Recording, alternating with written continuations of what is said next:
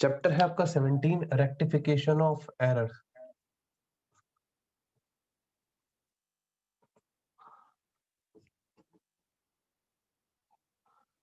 इस चैप्टर को स्टार्ट करने से पहले मैं आपके साथ दो चीजें शेयर करूंगा। इस चैप्टर को पढ़ने के लिए सबसे पहले आपको जर्नल एंट्रीज आनी चाहिए, हर तरीके की जर्नल एंट्रीज आनी चाहिए। मतलब हमने जो चैप्टर 8 स्टार्ट किया था जर्नल, वो भी आना चाहिए, बिल ऑफ एक्सचेंज भी आना चाहिए आपको, ठीक है, डेप्रिसिएशन भी आना चाहिए, मतलब जर्नल एंट्रीज सभी की आनी चाहिए।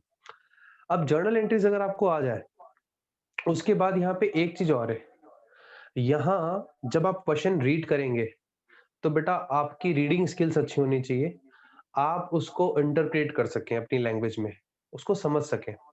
जब आप उसे समझ पाएंगे ना, तभी आप इस चैप्टर को कर पाएंगे। बहुत सारे बच्चों को ये चैप्टर नहीं समझ आता, क्योंकि वहां दो कमियां रह जाती है, या तो बच्चे की रीडिंग स्किल्स अच्छी नहीं है, या तो वो अच्छे से रीड नहीं कर पाता, या अच्छे से उसे इंटरप्रेट नहीं कर पाता कि क्या ट्रांजेक्शन कहना चाह रहा है।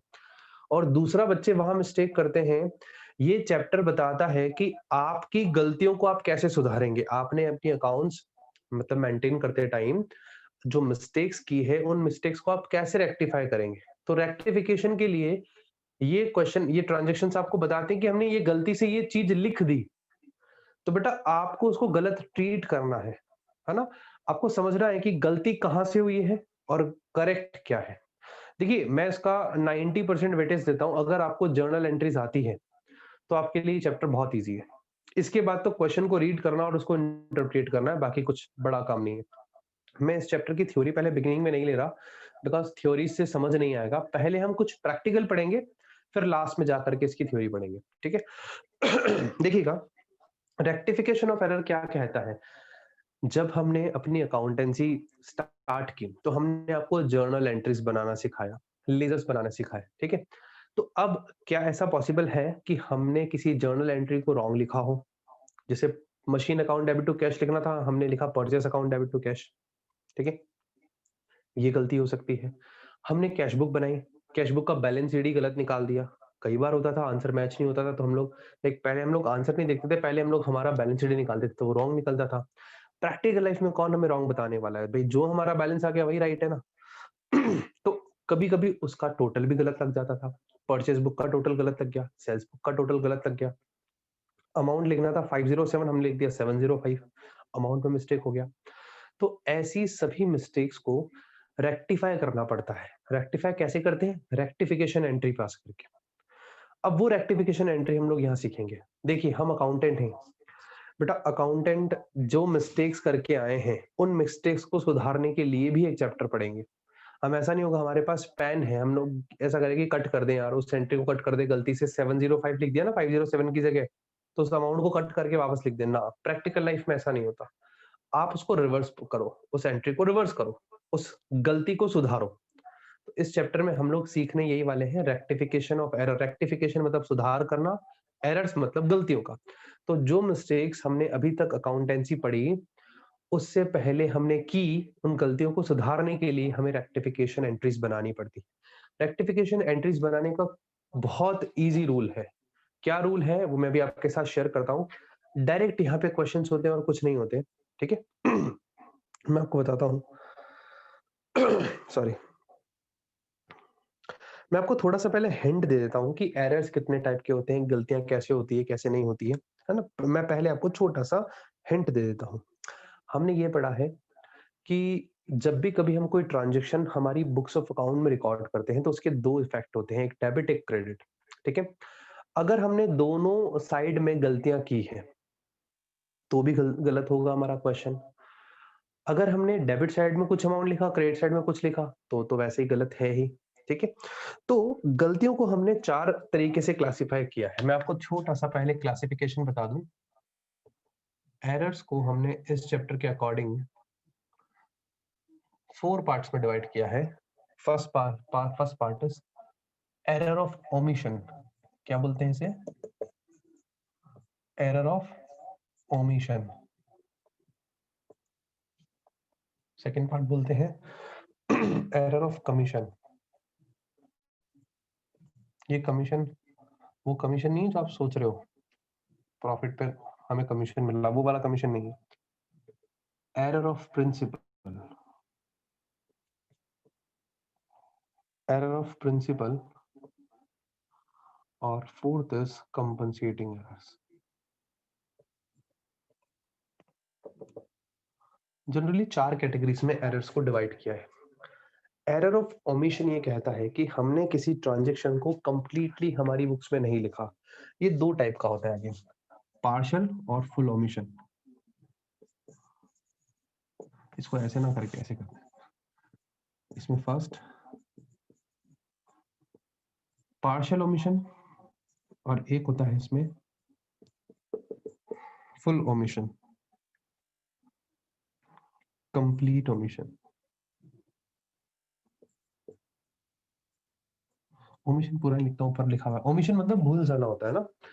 पार्शियल ओमिशन का मतलब क्या होता है? सपोज आपने कोई ऐसे एरर्स किए, जैसे आपने राम से गुड्स खरीदा 10,000 का, आपने Ram account purchase account debit कर दिया, 10,000 राम को क्रेडिट नहीं किया, आपने सिर्फ डेबिट साइड को रिकॉर्ड कर दिया।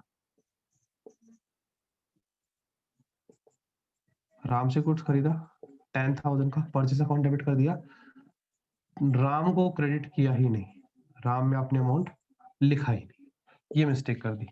कंप्लीट ओमिशन में आपने गुड्स खरीदा राम से और एंट्री पास नहीं की, नॉट रिकॉर्डेड, एंट्री को ही रिकॉर्ड नहीं किया। ठीक है, तो ये कहलाता है कंप्लीट ओमिशन। अगर कभी भी आप कोई ट्रांजैक्शन को लिखना भूल जाओ, उसकी एंट्रीज पास करना भूल जाओ, तो आपको याद होगा एंट्रीज अगर पास नहीं होगी तो लेजर में उसका इफेक्ट नहीं आएगा, लेजर में इफेक्ट नहीं आएगा तो ट्रायल बैलेंस में कोई इफेक्ट नहीं पड़ेगा। मतलब अगर आपने कोई ट्रांजैक्शन कंप्लीटली अपने पास नहीं रिकॉर्ड किया बेटा, तो ट्रायल बैलेंस तब भी मैच हो जाएगा। आपका ट्रायल बैलेंस कंप्लीट ओमिशन के केस में टीबी मैच लिख रहा हूं मैं, मैच की जगह यहाँ वर्ड लिखा जाता है टैली, टीबी टैलिड, मतलब ट्रायल बैलेंस आपका टैली हो जाएगा, टैली बोले तो मैच हो जाएगा। पार्शियल ओमिशन में ट्रायल बैलेंस जो है वो मैच नहीं होगा कभी भी, नॉट टैलिड। क्यों? क्योंकि आपने डेबिट में अमाउंट लिख दिया 10,000, क्रेडिट में लिखा नहीं। डेबिट क्रेडिट दोनों बराबर आने चाहिए ट्रायल बैलेंस में, तो डेबिट साइड का टोटल 10,000 से ज्यादा आएगा आपके अकॉर्डिंग, तो ट्रायल बैलेंस यहाँ पे टैली नहीं होगा। पहले इतना इतना एसेस ले लो, एरर ऑफ कमीशन वाला एसेस ले लीजिए आप।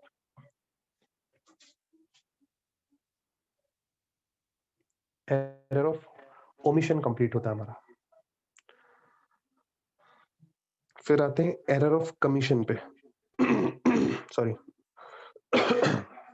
मैं ना यहाँ से इसको रफ करूंगा, ये वाली चीज को हटाऊंगा, बिकॉज एक एक चीजें समझ आएगी ना यार। एरर ऑफ कमीशन में 4 तरीके के एरर्स आते हैं अगेन। फर्स्ट इज, यहाँ कहते हैं इसे एरर ऑफ रिकॉर्डिंग। रिकॉर्डिंग में कोई गलती कर दी। रिकॉर्डिंग का मतलब क्या होता है? आप अपने ट्रांजेक्शन को कहाँ रिकॉर्ड करते हो? हमने 5,000 रुपए का गुड्स खरीदा क्रेडिट पे, मोहन से मान लो खरीदा, तो हमने उसे रिकॉर्ड किया परचेज बुक में, 5,000 का खरीदा और परचेज बुक बनाई हमने, बुक याद है ना आपको, छोटी सी, यहाँ लिखा मोहन, डिटेल का और फिर टोटल का अमाउंट का कॉलम, मैंने अमाउंट में 5 की जगह 50,000 लिख दिया, गलती कर दी। रिकॉर्डिंग से रिलेटेड एरर कैसे करेक्ट करेंगे बाद में सिखाऊंगा। दूसरा इसमें आता है कास्टिंग का एरर। कास्टिंग मतलब टोटलिंग। परचेज बुक बनाई आपने, ये भी परचेज बुक ही थी, इसमें पर्सन के नाम को रिकॉर्ड करते टाइम गलती कर दी। अब परचेज बुक का टोटल मारते हैं ना सबसे नीचे, आप परचेज अकाउंट डेबिट लिखते हैं या टोटल बोल दो, टोटल एक्चुअल टोटल 5,000 था, यहाँ लगा दिया 15,000 का टोटल है, 10,000 ज्यादा लगा दिया। कास्टिंग बोले तो टोटलिंग में मिस्टेक। ठीक है, फिर है एरर इन कैरी फॉरवर्ड। आप बैलेंस को एक पेज से दूसरे पेज पर ले जाते टाइम गलती कर दी। जैसे मान लीजिए कैश बुक बना रहे थे, बैलेंस शीट आ रहा था, एक पेज कंप्लीट हो गया, बैलेंस शीट आ रहा था 1,10,200 रुपए, आपने नेक्स्ट पेज पे ले जाते टाइम 1,12,200 कर दिया, 2,000 बढ़ गया, कैरी फॉरवर्ड, बैलेंस शीट से बैलेंस बीडी बनाया, 2,000 रुपए ज्यादा लग गया। उसे बोलते हैं एरर ऑफ कैरी फॉरवर्ड। और एरर ऑफ पोस्टिंग, पोस्टिंग समझ रहे हैं वर्ड? जर्नल एंट्री से लेजर में आपने अमाउंट पोस्ट किया, राम डेबिट था 10,000 से, राम को हमने गुड्स बेचा, Ram account debit to sale 10,000, Ram के लेजर में टू सेल्स लिख करके 10,000 की जगह 1,00,000 लिख दिया, पोस्टिंग गलत हो गई या गलत साइड में लिख दिया, राम के डेबिट में लिखना था क्रेडिट में लिख दिया, तो पोस्टिंग में मिस्टेक होगी। तो ऐसे 4 तरीके के एरर्स आते हैं एरर ऑफ कमीशन में। सिर्फ आपको इसको समझना है, जो थ्योरी है वो मैं आपको एक बार पढ़ाऊंगा साथ में।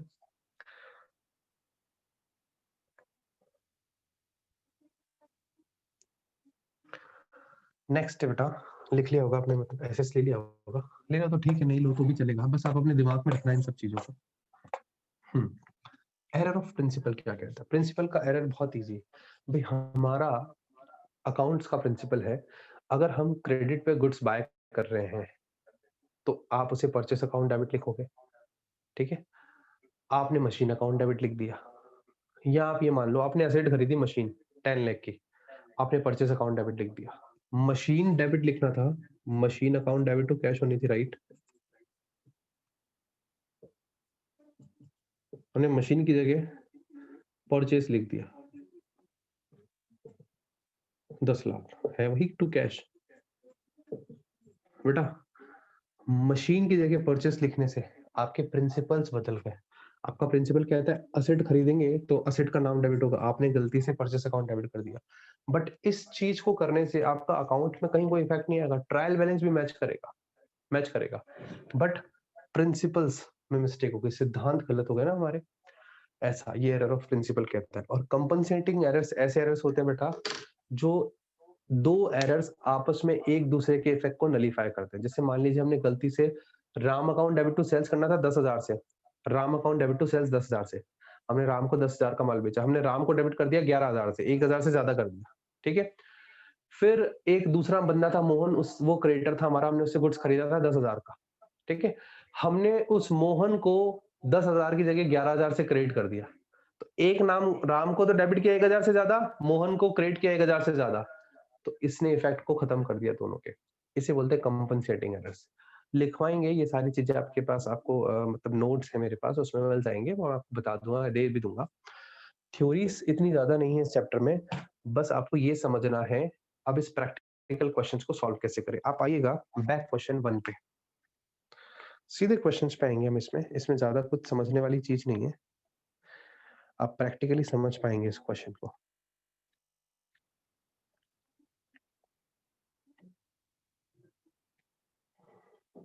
देखिए जी, आपके पास क्वेश्चन स्टार्ट होता है, how will the following errors rectified.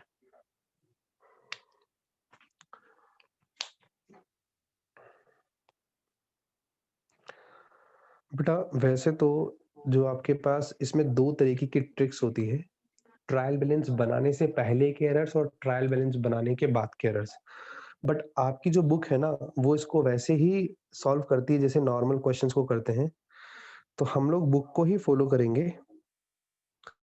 But मैं आपको जरूर बताऊंगा कि इसका प्रैक्टिकली कैसे सॉल्व करते हैं आप इसे।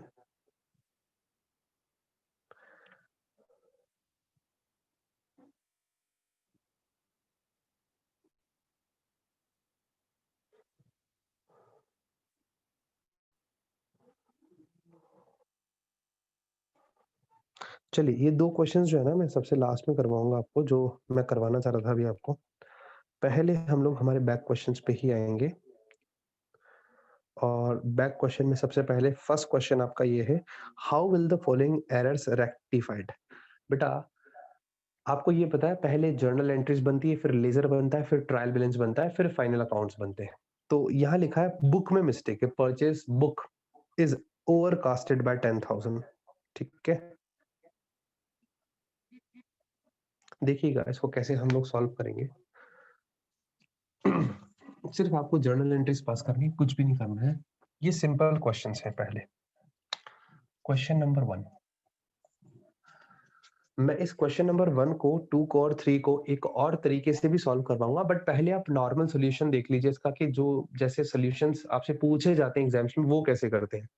लिखा है how will the following errors rectified. First question is purchase book is overcasted by 10,000। बेटा पहले आप यहाँ पे कुछ चीजें सुनना, जब गुड्स खरीदते हैं तो परचेस आपकी एंट्री में क्या होता है?